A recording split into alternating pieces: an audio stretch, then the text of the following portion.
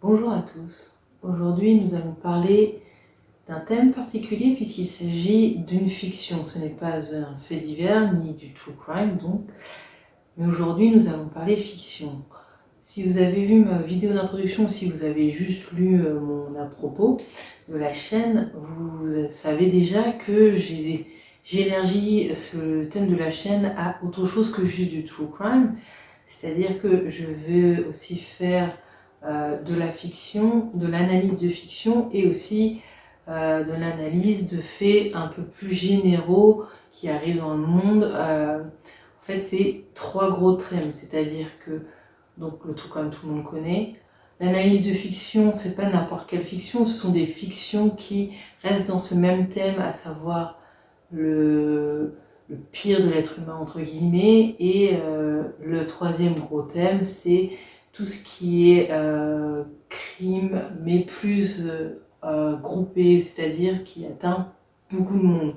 Souvent c'est le crime de guerre, ou alors des phénomènes sociaux qui se sont attaqués à un culte, ou à travers un culte qui a été créé, ce genre de choses. Vous allez voir plus tard de toute façon, ne vous inquiétez pas. Mais en fait, pour la suite, aujourd'hui, nous allons aborder donc le thème de la fiction à travers une série que j'adore et qui est parfaite pour cette chaîne, c'est-à-dire The Handmaid's Tale, ou la version française La Servante écarlate, qui est en fait une fiction. En ce moment, il n'y a que 4 saisons, mais ça risque de continuer, ça va continuer. Enfin, que 4 saisons, c'est déjà pas mal. Et qui est tiré d'un livre. Je vais vous en dire un peu plus tout de suite après le nouveau générique.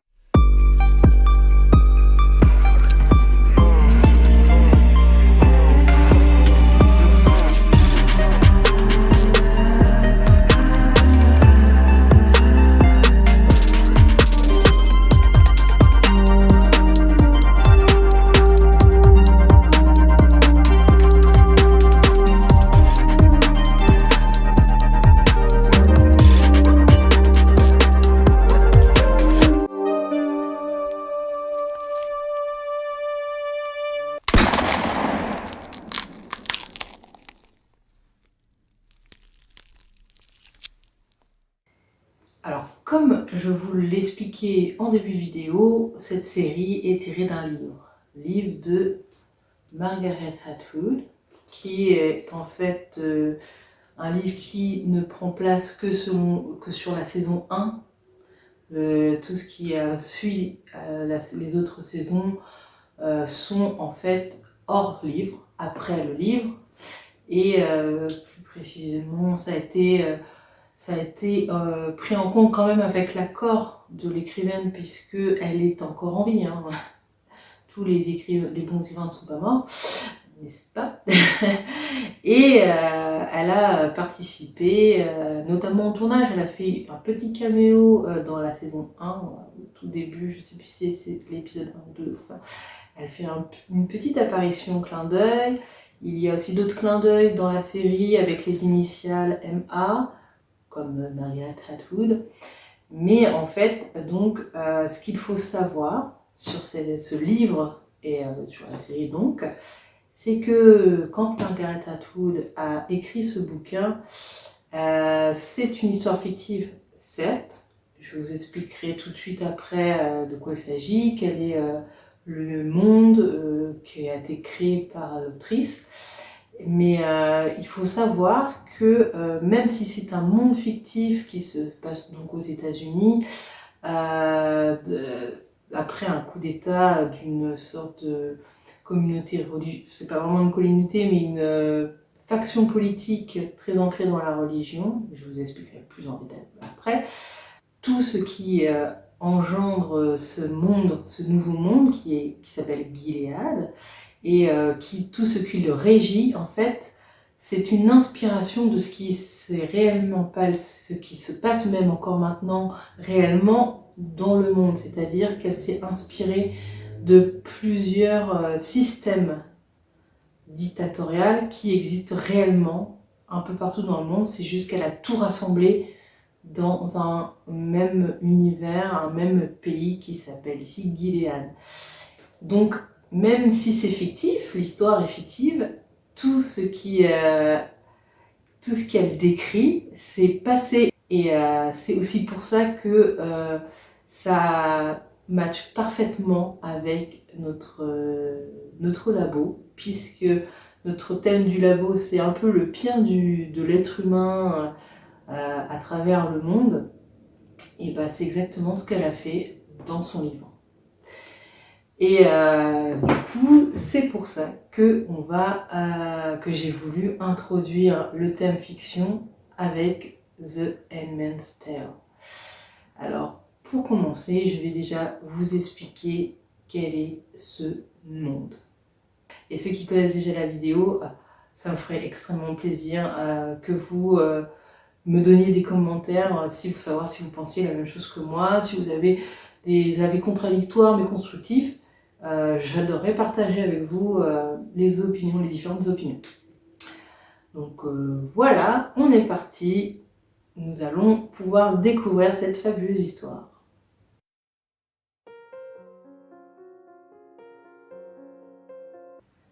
Je vais essayer de faire de mon mieux pour vous parler de The Handmaid's Tale sans trop vous spoiler en fait.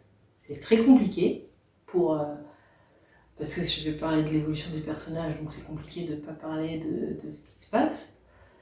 Mais je vais faire un maximum pour me focaliser sur les relations et l'évolution des persos, sans expliquer les facteurs, sans parler des scènes qui font qu'ils en arrivent là, et pour pas trop vous en dire en fait.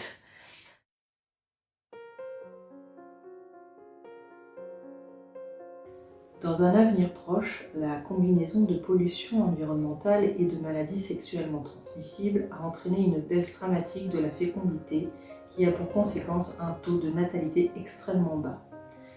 Les fils de Jacob, une secte politico-religieuse protestante de type restaurationniste, aux accents fondamentalistes, en a profité pour prendre le pouvoir, détruisant la Maison Blanche, la Cour suprême et le Congrès lors d'un coup d'État. Dans cette version dystopique et totalitaire des États-Unis, la République de Gilead, donc le pays dont je vous ai parlé tout à l'heure, les dissidents, les homosexuels, les prêtres catholiques sont condamnés à mort par pendaison. Extrêmement joyeux. Les relations hommes-femmes obéissent dorénavant à des règles très strictes. Alors que les hommes occupent toute position de pouvoir, les femmes ont été démises de leur statut de citoyenne à part entière. Elles ne peuvent ni travailler, ni posséder d'argent, ni être propriétaires et ni lire. Elles sont catégorisées selon leurs fonctions. Il y a donc les épouses, elles sont habillées en une robe bleue. Ce sont des femmes de dirigeants. Il y a les Martha, elles ont une tenue grise. Elles s'occupent de la maison. Et enfin les servantes, elles sont habillées de rouge, qui sont uniquement dédiées à la reproduction. Et nous allons bien comprendre qu'est-ce que ça signifie. Les servantes sont sous la surveillance rigide des tantes, qui sont elles en tenue marron. Les servantes ont été affectées au sein d'une famille de dirigeants, jusqu'à ce qu'elles mettent au monde les enfants tant désirés. Je tiens à rajouter une petite précision dans le synopsis que je viens de vous lire. C'est le détail en ce qui concerne les noms des servantes. Chaque servante perd en fait son nom puisqu'elle perd de son individualité. Par exemple, si on prend June Osborne, on remarque qu'elle ne s'appelle plus June, mais elle s'appelle Offred parce qu'elle est la servante du commandant Fred. Le nom se compose de Off et du nom du commandant pour qui elle sert. Et c'est un détail important du système de Gilead qui permet de vraiment désindividualiser les servantes. Elles n'ont plus de personnalité individuelle. Elles sont off Fred, off quelqu'un, qui en français fait de Fred, de quelqu'un, j'appartiens à cette personne. Et ça réduit réellement leur statut d'être humain pensant. Le fait qu'elle soit une propriété, ça rappelle une époque où les femmes étaient elles-mêmes les propriétés de leur mari ou de leur père, ce qui fait qu'elles n'avaient jamais la possibilité de décider pour elles-mêmes, et c'est exactement ce à quoi sont réduites les servantes. Comme toutes les autres femmes, bien sûr, du monde de Gilead, sauf que les servantes, ça c'est ancré jusque dans leur nom. Elles n'ont plus de personnalité, elles sont dépourvues de forme de pensée. Ce ne sont plus des êtres humains, ce sont des êtres vivants qui sont ici pour servir de corps reproducteur, tout simplement. Voilà le monde difficile dans lequel les femmes sont plongées à Gilead, et tout particulièrement les servantes. Il y a aussi cet endroit qu'on appelle les colonies, et en fait, on n'en parle pas trop, enfin, je veux dire, dans le monde quotidien, dans le quotidien des gens qui vivent dans Gilead, on n'en parle pas trop parce que c'est un peu c'est comme l'époque de la Seconde Guerre mondiale, c'est un peu le camp de concentration. On ne le voit pas, les gens savent plus ou moins que ça existe sans savoir ce qui se passe. En fait, les colonies, c'est un peu ça, c'est-à-dire qu'on y met les femmes qui sont trop vieilles, ne peuvent pas avoir d'enfants, ont commis le péché d'être soit homosexuel, d'avoir avorté, de s'être rebellé. Et en fait, les colonies, c'est quoi? C'est un endroit où en fait les terres sont hautement toxiques, c'est-à-dire que c'est radioactif carrément. C'est un milieu où il y a un fort taux de radioactivité. Les tantes qui surveillent en fait les femmes qui sont dans les colonies, elles ont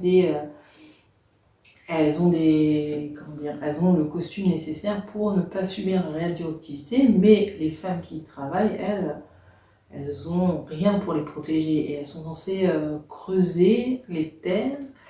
Alors je crois qu'à la base le but c'est un peu de désintoxiquer le lieu, mais bon, on sait tous que la radioactivité ça s'efface pas comme ça.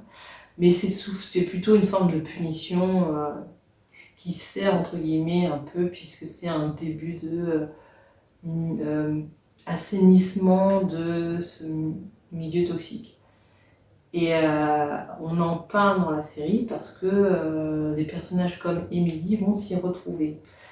Alors, Gilead, c'est donc, comme je vous l'ai expliqué, c'est aux États-Unis. Ça a remplacé les États-Unis que l'on connaît actuellement. C'est dans un futur proche, donc il n'y a pas d'évolution extrême en ce qui concerne la technologie. Ce genre de choses n'a pas d'intérêt. Ce qu'il faut retenir, c'est qu'il y a une forte baisse de natalité. Et qui dit peu de natalité dit une interrogation importante sur la survie de l'espèce humaine. Jusque-là, pas trop de problèmes à comprendre. Mais alors, les moments de crise intense, comme on peut l'observer souvent, sont souvent prétexte à domination d'une société sur une autre, enfin d'une communauté sur une autre plutôt. Et ça se ressent beaucoup dans les pays en guerre, où il y a beaucoup de factions militaires indépendantes. Vous avez les groupes rebelles, vous avez les coups d'État, vous avez toute cette cohue politique qui est complètement morte, donne place à une anarchie qui va construire plein de petits clans qui, souvent par la force et vraiment dans la violence pure et dure, vont prendre le pouvoir. Et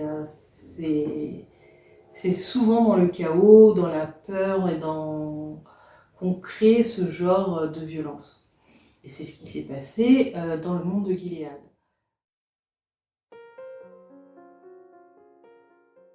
Bon, alors tout d'abord, je vais vous parler des personnages, pas tous, mais d'une partie, parce que là, il y a tellement de persos que je ne pourrais pas m'étaler sur tout. Déjà, avec ces personnages-là, il y a énormément à dire et je vais être obligée de réduire.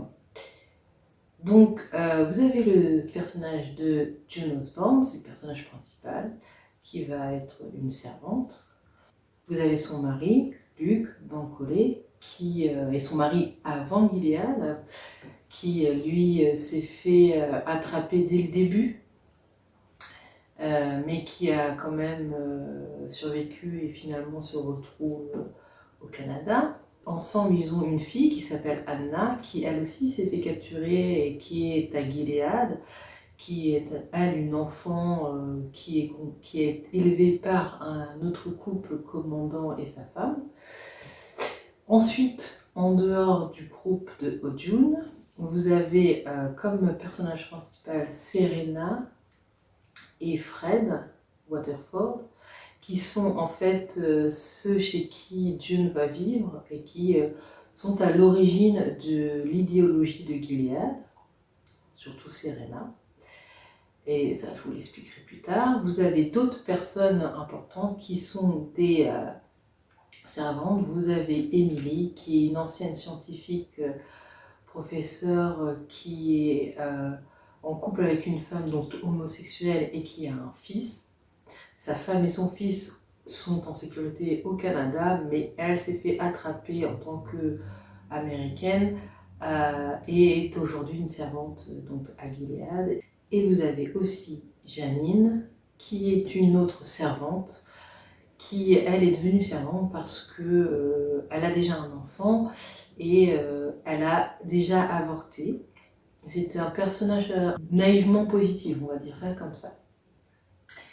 Et bien sûr, vous avez le dernier personnage important, un des plus importants, qui est Nick Blaine, qui est, lui, c'est le chauffeur des Waterford, qui va plus tard prendre un peu du level, on va dire. Mais il est très important parce que c'est lui qui va aider June à continuer à survivre à Gilead et surtout c'est sa relation la plus forte entre June et Nick. Et ça aussi, on en discutera plus tard. Et enfin, comme personnage, nous avons aussi Moira, qui est une amie de fac de June. Donc c'est une amie de June avant Gilead. Et qui a aussi s'est retrouvée attrapée et servante. Elle, c'est principalement parce qu'elle est homosexuelle et qu'elle peut avoir des enfants, qu'elle est devenue servante, qu'elle est fertile.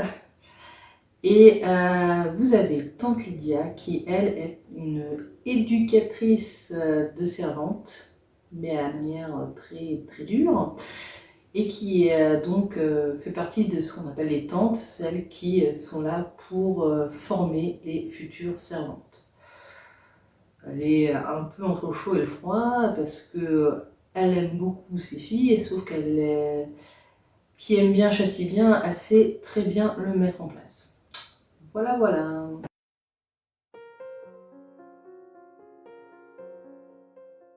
Alors, comme je l'ai dit, je vais faire le maximum pour ne pas vous spoiler, mais je vais quand même entrer un peu plus dans les détails pour vous parler juste de l'épisode 1. Comme ça, même si ça spoil l'épisode 1, je veux dire, c'est l'entrée en matière de toute façon. Si vous voulez regarder la série et que vous ne la connaissez pas, spoiler l'épisode 1, c'est pas très grave.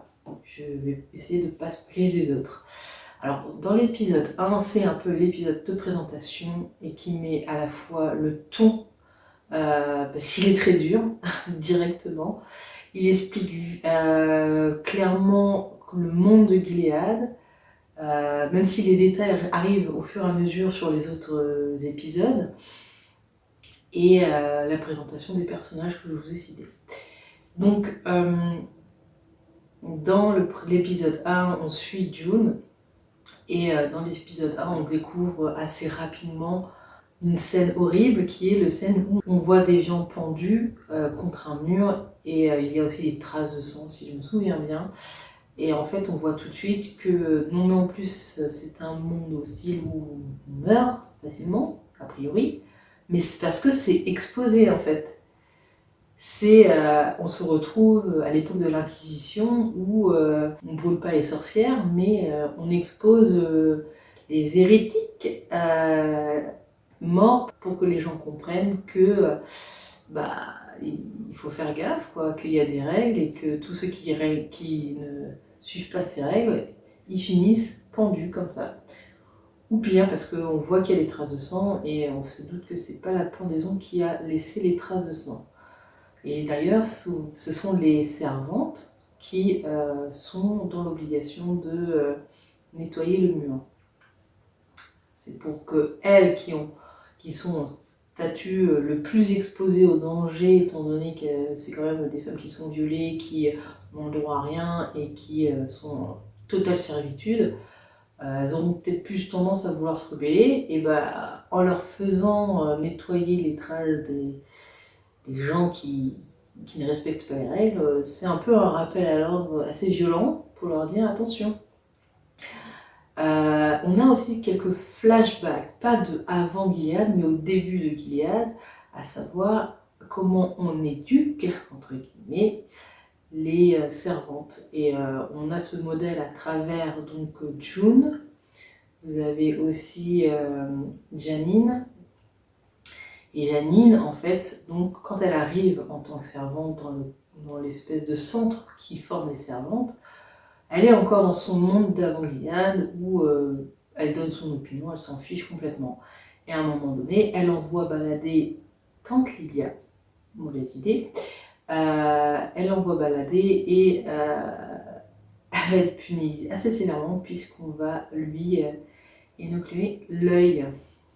Ça, c'est après avoir été frappé hein, quand même. Donc bon, ça met aussi, ça met en place aussi le côté anxiogène de ce milieu, puisque dès le début, on voit que quelque chose d'assez anodin, comme simple par répondre, on sait très bien que quelqu'un qui va répondre comme ça à quelqu'un qui lui est supérieur dans ce genre de milieu, même si on ne le connaît pas, il va y avoir une sanction, c'est clair.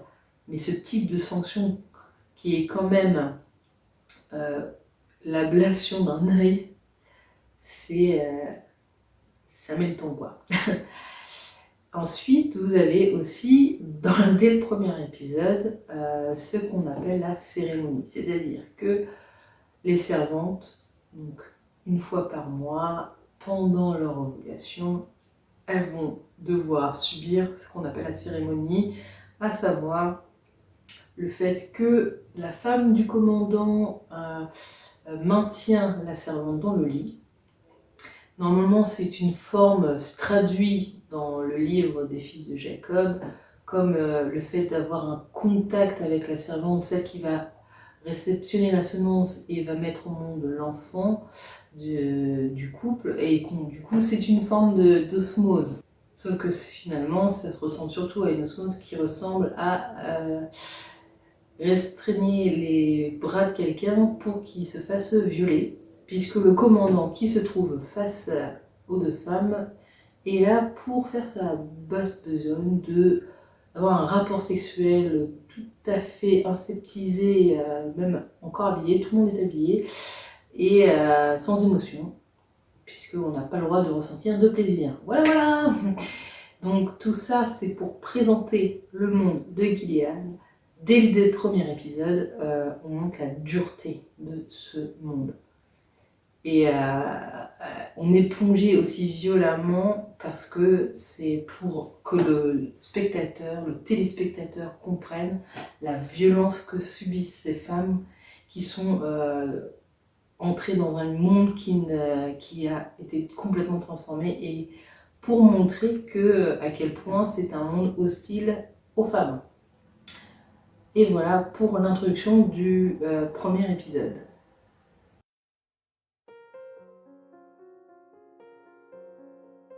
Avant de parler de l'évolution des personnages en relation avec June, je vais parler de l'évolution de June. Ce qu'on peut observer tout au long de ces deux saisons, c'est tous les passages par lesquels elle va devoir passer pour survivre dans un milieu comme Gilead qui est complètement en opposition avec ses propres convictions. Puisque à la base, June c'est une éditrice, femme indépendante qui sait ce qu'elle veut et qui n'aime pas forcément se faire marcher dessus. Et qui se retrouve en état de servitude dans un monde comme Gilead. Alors, le début de la saison 1, c'est plutôt une forme de survie. Elle arrive dans un monde hostile, où elle a appris dans le centre pour former les servantes comment on peut se faire frapper facilement quand on n'obéit pas. Et comme c'est pas dans son caractère d'obéir aussi facilement à quelque chose auquel elle ne croit pas, c'est très difficile pour elle. Et quand elle est en tant que servante chez les Waterford, en fait, là, c'est dans un milieu où c'est à l'extérieur, elle n'est plus confinée dans le centre. Et c'est à ce moment-là que c'est une autre vision de cet univers qui est Gilead, puisque elle voit le quotidien. Et en fait, c'est aussi une occasion pour elle d'essayer de voir si elle peut avoir des alliés. Et c'est quelque chose d'à la fois évident de trouver des alliés, mais aussi dangereux dans ce milieu aussi totalitaire. Et c'est pour ça que je vais aussi développer les relations qu'elle va développer tout au long de cette conquête d'alliés. Et elle va essayer d'en trouver auprès de Fred Waterford, de Serena et de Nick. Et c'est ces trois personnes, c'est ces trois relations dont je vais vous parler plus tard, juste après. Et donc pendant sa quête d'alliés, elle va se confronter à des murs et c'est pas juste des murs, c'est que à chaque fois qu'il y a qu'elle va avoir une déception en ce qui concerne la recherche d'aide ou au moins la recherche d'amis dans un milieu aussi hostile, la solitude est un réel danger psychologiquement parlant, parce que pour vouloir lutter pour continuer à vivre, il faut avoir de l'espoir et il faut avoir un soutien quelque part.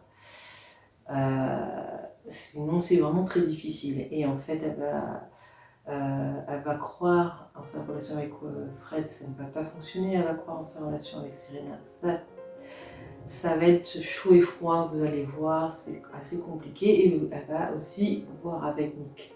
Et là Nick par contre, ça va très bien fonctionner, on va voir ensemble tout à l'heure. Et en fait, le fait que l'évolution de June, ça va être essayer de survivre, parce que son but, c'est de retrouver sa fille Anna. Elle sait qu'elle est en vie, elle sait qu'elle est à Gilead, elle ne sait pas où, elle ne sait pas comment la récupérer. Et après ça, elle veut sortir sa fille, parce qu'elle sait très bien quel est le destin des femmes à Gilead, et puis c'est sa fille tout simplement. Et ensuite, il y a ce moment où on prend trop, on subit trop, et on a atteint une certaine limite. Et c'est ce qui va arriver à June, où à un moment, il va y avoir des événements qui vont aller être trop complexes à gérer et à digérer. Et dans un milieu où on perd l'espoir, dans ce milieu hostile où l'espoir ne se fait plus, où notre objectif se trouve être peut-être finalement trop impossible, il est très difficile de trouver de quoi continuer.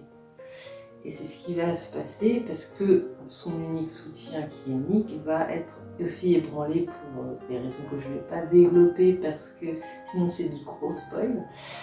Et quand on a donc plus de soutien, qu'on n'a plus d'objectif, qu'on n'a plus quelqu'un d'autre en fait, quand on se retrouve vraiment seul et qu'on se dit qu'on a essayé plusieurs choses et que ça n'a pas fonctionné, il y a souvent un moment où on abandonne. Et dans ce cas-là, l'abandon est souvent synonyme de mort. C'est une forme de suicide passif où les gens n'ont plus d'espoir à un moment donné et finissent par se laisser mourir ou être passifs de leurs propres conditions, propre vie et accepter tout ce qu'on leur afflige en espérant que ça nous tue en fait. Donc elle va passer par cette étape-là. Et ce qui est intéressant de voir dans cette série, c'est comment est traité les différents passages à vide ou de combattante chez June. Ça se traduit souvent par le fait qu'il y a deux personnages en elle, c'est-à-dire il y a June et il y a Offred. Et c'est cette confrontation entre ces deux personnalités qu'elle développe qui va vraiment traduire son état d'esprit. Quand elle est June, c'est quand elle est combative, qu'elle est encore dans ce concept de fuir Gilead et de ramener sa fille. Et quand elle passe en mode Offred, c'est quand elle est dans l'abandon de sa quête, l'abandon d'elle-même. Et le fait d'avoir ces deux noms, très symboliques, ça match parfaitement dans la compréhension du personnage et c'est très bien écrit. C'est joué de façon très juste. L'actrice est extraordinaire dans son personnage parce qu'elle passe par tellement d'émotions, elle passe par tellement d'épreuves et elle subit beaucoup de traumatismes, comme d'autres personnages bien entendu, qui jouent tous très bien d'ailleurs. Mais toutes ces émotions sont très bien retranscrites par son jeu d'actrice. Et c'est en ça que je trouve cette série géniale. Et surtout ce personnage. Alors sa première relation que je vais développer, c'est celle avec Fred. Au tout début, quand elle arrive dans leur maison, elle va essayer de voir qui peut donc l'aider. Et il va s'avérer qu'au début, Fred va être réceptif et il va accepter des séances de Scrabble le soir. C'est très anodin, sauf que dans le monde de Gilead, c'est très significatif puisque les femmes n'ont pas le droit de lire, aucune femme n'a le droit de lire.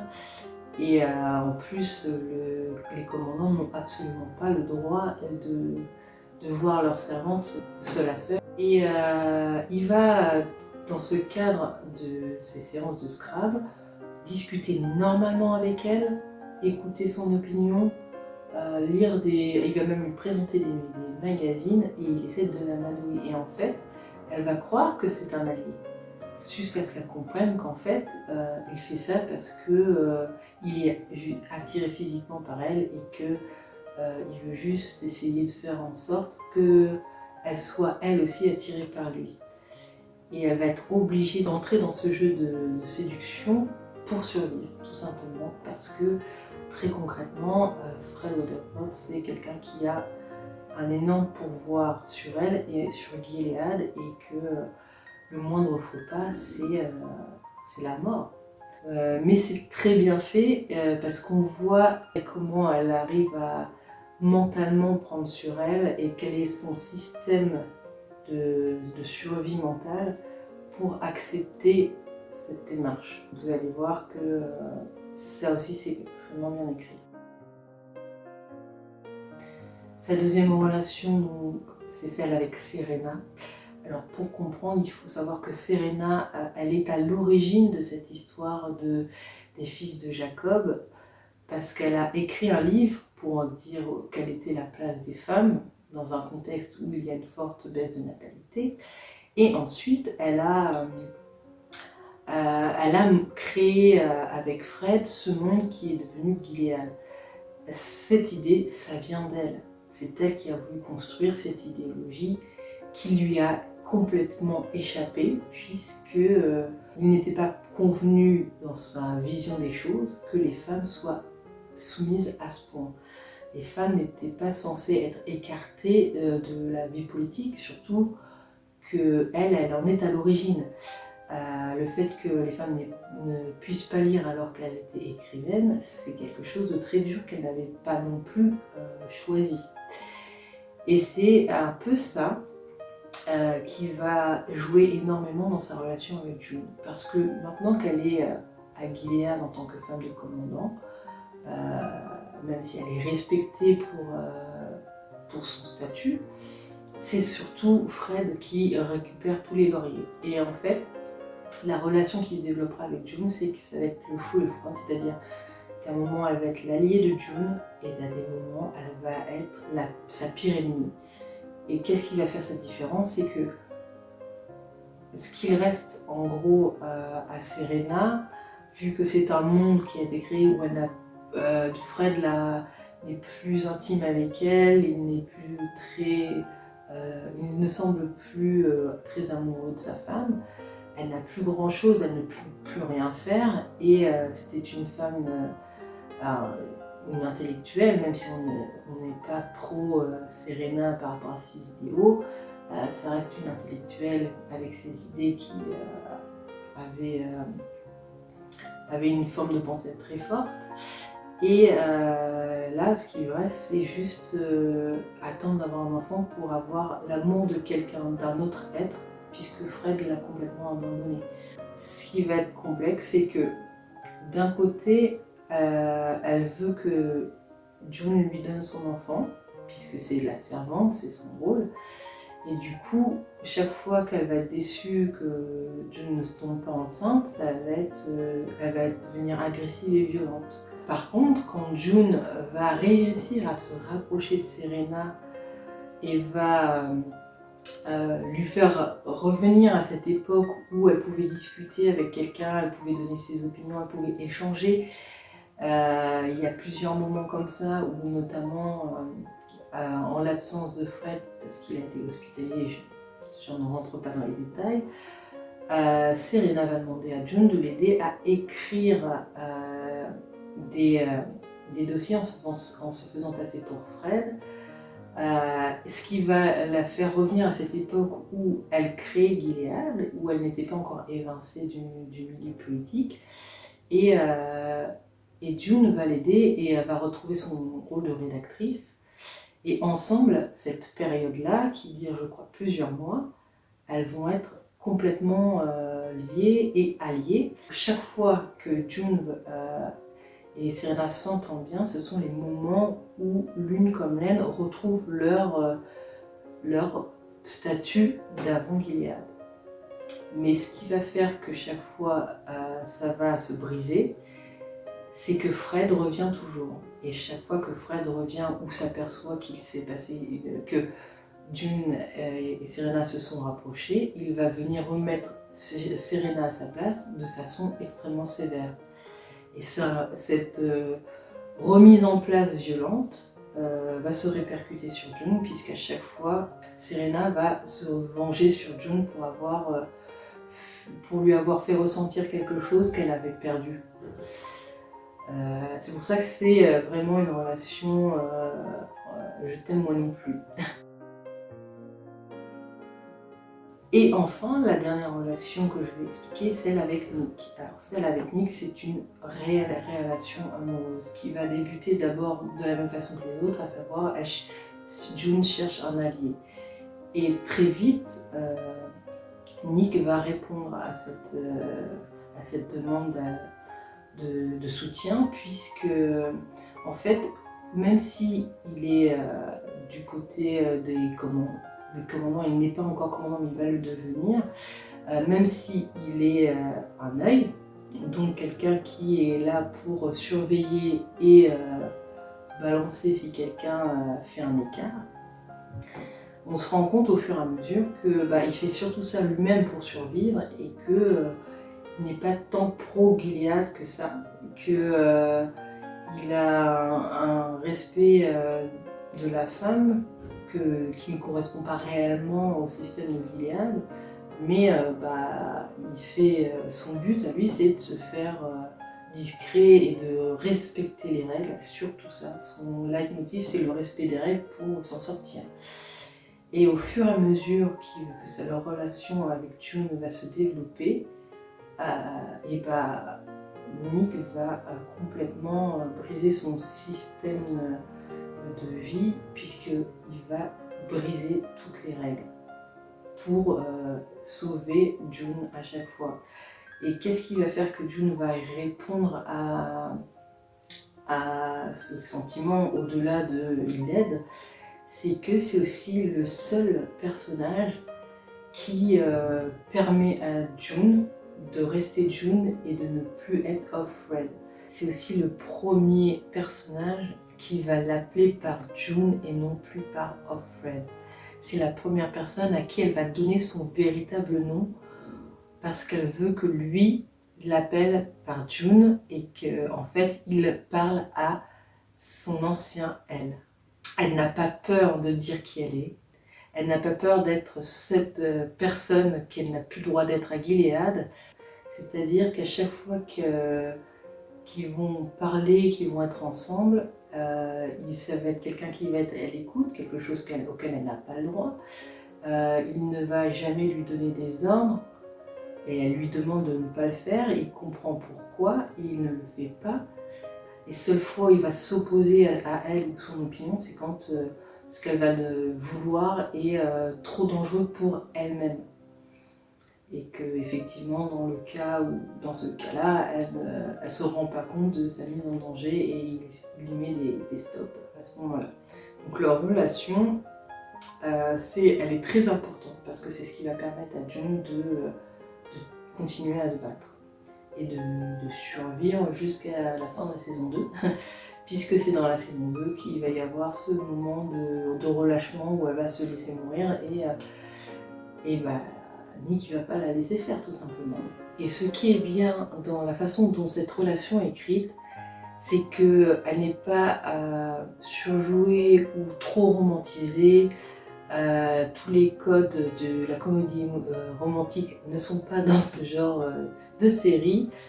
C'est d'ailleurs plutôt des réactions réalistes, c'est pour ça que j'aime bien cette série. Et c'est pour ça aussi que la relation transparaît beaucoup plus forte parce que les émotions font plus réalistes. Et donc moi, ce que j'aimerais vous dire pour conclure cette vidéo, c'est que cette série, elle est finalement très bien écrite parce que les personnages sont extrêmement bien écrits, que la psychologie des personnages est vraiment adaptée à chacun, que tout le monde n'est pas ni noir ni blanc, qu'on comprend le passé de chacun au fur et à mesure avec des flashbacks. Et ce qui fait que ça matche bien, c'est que le passé de chacun des personnages est cohérent avec le présent de Gilead et avec son évolution. C'est aussi pour ça que tout le monde évolue différemment malgré qu'ils vivent par exemple le même genre de contexte, le même genre d'événements traumatisants, parce que tout le monde ne réagit pas de la même façon face à un même traumatisme. Et c'est aussi ça que développe cette série. C'est pour ça que je vous la recommande fortement. Donc j'espère que cette vidéo vous a plu et que vous allez vous lancer dans cette série ou que vous allez juste me dire ce que vous en pensez si vous la connaissez déjà. Et puis retrouvez-moi sur mes réseaux sociaux, sur Instagram et Twitter pour en discuter plus autrement. Ciao!